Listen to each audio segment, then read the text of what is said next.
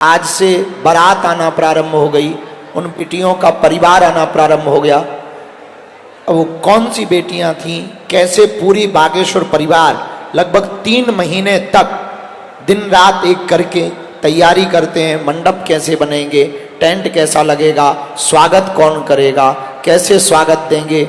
और कल एक नई परंपरा क्या, एक पुरानी कुरीति को मिटाने का प्रयत्न किया जा रहा। बुंदेलखंड क्षेत्र में सामंतवादी विचारधारा के लोग बहुत रहते हैं, दलितों के दूल्हों को घोड़ों पर नहीं बैठने देते। तो कल हमने विचार किया, महाराज जी 251 घोड़े मंगवा रहे हैं। इस देश में कोई दलित नहीं है, कोई पिछड़ा नहीं है, कोई बिछड़ा नहीं है, सब हिंदू हैं और सब हिंदुस्तानी हैं। उन्हें घोड़ों पर बैठा करके उन्हें पंडाल तक लाया जाएगा। उसके लिए भी लगभग 40 लोगों ने 6-7 दिन चल करके 251 घोड़े बुक किए और 3 जिले के घोड़े मंगाए जा रहे हैं। बल्कि हमने उन्हें कहा था कि कम पड़े तो एक घोड़ा हम ही है। कल उस सामंत शाही परंपरा को मिटाने के लिए एक नया अभियान छेड़ा गया है। तो जो पूरा परिवार है, बागेश्वर परिवार, वो सभी बच्चे दिन रात लगकर सामग्री, उपहार देने वाली सामग्री का एक एक ध्यान रखते। डबल बेड कैसा होगा, sofa, LED TV, press, kitchen set, mixie machine और ड्रेसिंग टेबल, अलमारी, सोने की नाक की कील, पायल, बिछिया, बर को कपड़े, बेटी को कपड़े, रामचरितमानस, बाल मुकुंद, सिलाई मशीन और बेटियों को आत्मनिर्भर बनाने के लिए एक एक आटा चक्की। अब वो कौन बेटियां हैं उसको हम आप फिल्मांकन में महाराज जी सभी संत स्क्रीन पर देखेंगे। बाकी लोग बैक की स्क्रीन पर लाइव आज चलेगा, उसको आप देखें वो कौन सी बेटियां हैं।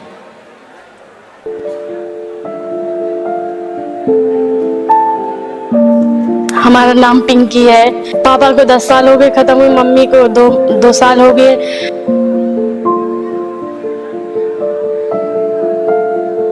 हमारा लड़का बीमार हो गया था, सारा दौरा की बीमारी आने लगी थी, तो उसमें खत्म हो गया मेरा बेटा। तो अब फिर बहू बची, तो बहुत चिंता लगा गई, कुछ चिंता से दुनिया की बीमारी बढ़ जा सर, सो इसे बहू भी खत्म हो गई सर। छोटे छोटे से छोड़ कर गए थे, भाई थे, गोद में खिलाती थी हमारी दादी। हम लोगों ने चारों भाई बहन को मेरी दादी ने पाला है। दादी बेचारी क्या करती, पापा को बीमारी थी इसलिए खत्म हो गए थे।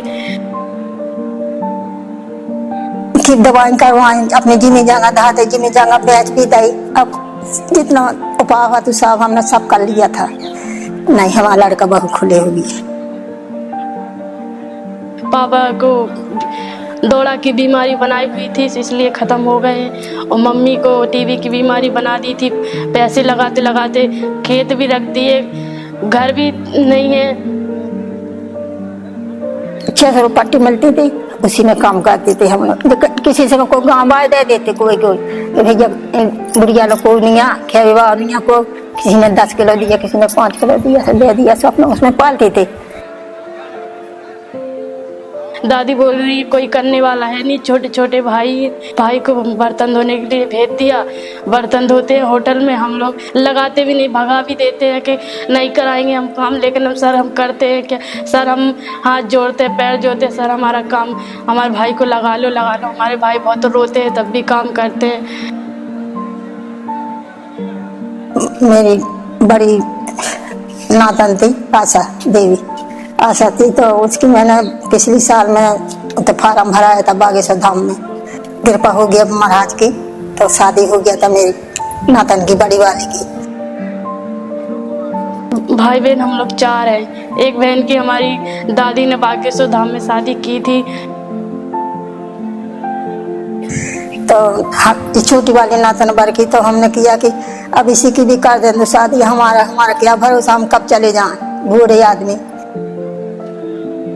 कृपा करते ही बागेश्वर धाम हमारी भी शादी करा दी, हमारा भी फार्म भरा दिया है, तो हमारी भी शादी हो जाएगी। लेकिन हम लोग ऐसे सोचते नहीं थे कि जैसा होगा वैसे हो गया है।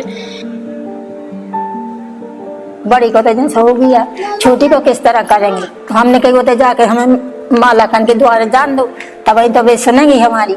अब जब होते ना जैसे को सुन रहा ऐसे पे ना हमने छोटी वाली नातन को जी उधर जाके हमने इंतजाम किया, सुबह उनने सुन लिया माला खान ने, तो उनने अपना फार्म भर लिया जी है, तब उनकी भी कृपा हो गई। अब बालाजी हमारी सुन रही तो इतनी मस्त, इतनी अच्छे धूमधाम से शादी हो रही है कि क्या है। मतलब घर चलाने के लिए चक्की दे रहे हैं और सिलाई मशीन दे रहे हैं कि हमारी बेटियों को मजदूरी करने ना जाने पड़े। गुरु जी के हम धन्यवाद दे रहे हैं, हम अपनी बेटियों का ऐसे ही ध्यान रखते हुए धन्यवाद। दो ही नातन की सुनी हमारी तो, हाँ बहुत अच्छी कृपा करी उन्होंने और ऐसी कृपा बना रही माला है, कब दुखी ना हो गए मोह नात ने।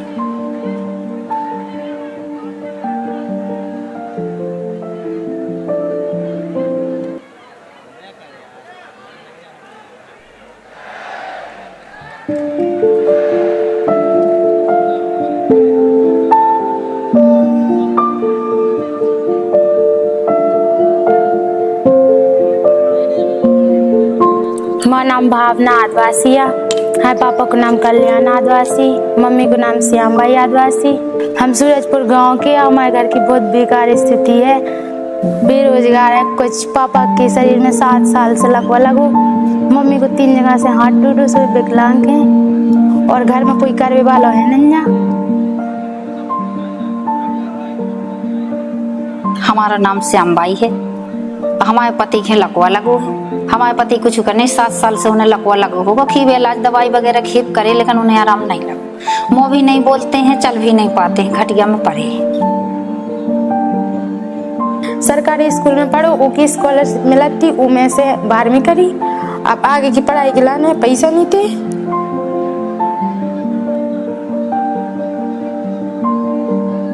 कभी खाने को तक नहीं आया तो गल्ला खरीदना पड़ा, आटा किलो भर चावल लाने पड़ते।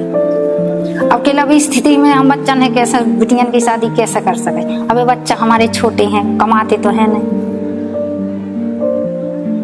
बिटिया मजूरी करन भी जाए किसी को पास में 200-300 रुपया मिले तो क्या करे, लड़की खर्च चलाए के हमें खबर। तो शाम के चिंता लगने लगा कि इतनी टाइम हो गई, बच्ची होगी कहाँ। और अभी एक बच्ची और भी मेरी पढ़ रही छतरपुर में, पेपर चल रहे उसकी, तो रात दिन चिंता लगती है। यहाँ तो आती मम्मी पैसे दे दो, कहाँ से पढ़े कहाँ से लिखे। अब गरीब हैं, नहीं कमा पाई, लंगड़े हमें, हमारे पति हैं, अब कोई करने वाला नहीं है, बच्चे ही हैं, बड़े हो के कमा के खा लेंगे। बड़ी दीदी की शादी दादी दादा ने करी थी अपने घर, मंजली दीदी की शादी अपने घर उन करी थी। सो उनके आवास योजना वाला घर आओ तो मैं के लेंटर के पैसे लगा देती, सो घर नहीं बनो। और छोटी दीदी की ओतई बागेश्वर धाम से रही थी। अब तो ऐसी स्थिति है कि अब रोजी रोटी नहीं चल पाती। अब सियाने समाने लड़के हैं, ब्याह लाख हमारे पास पैसे हैं नहीं।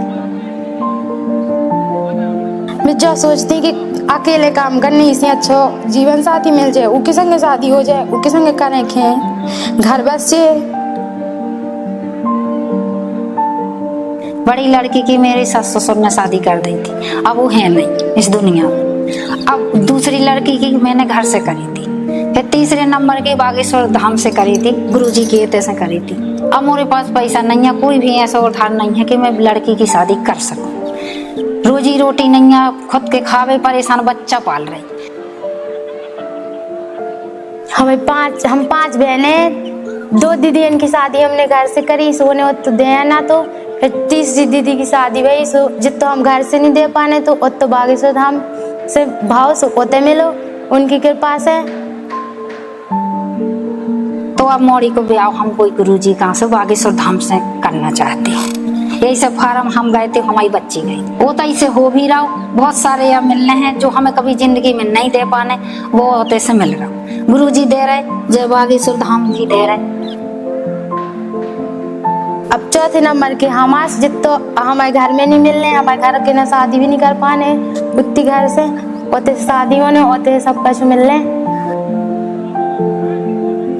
ऐसे अपनी बच्ची हिलवा गए थे, हम भी गए थे कि आगे भी हमारी बच्ची को घर बस जाए। और जो भी मिल है हमारी बच्ची, हमारी भी जिंदगी भर उनको कभी ना भूल।